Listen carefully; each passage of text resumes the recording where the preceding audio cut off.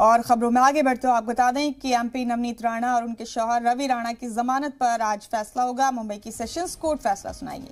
वहीं 23 अप्रैल से जेल में है नवनीत राणा और उनके शौहर। बड़ा अपडेट आपको इस वक्त का दे रहे हैं। एमपी नवनीत राणा 23 अप्रैल से जेल में है, साथ ही उनके शौहर भी 23 अप्रैल से जेल में है। उनके शौहर और एमपी नवनीत राणा की जमानत पर फैसला आने वाला है आज। इस वक्त की बड़ी खबर, बड़ा अपडेट आपको दे रहे हैं।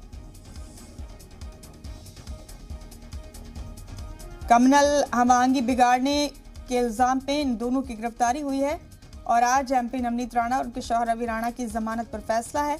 मुंबई की सेशंस कोर्ट आज फैसला सुनाएगी। बता दें आपको कि 23 अप्रैल से जेल में है नवनीत राणा और उनके शौहर।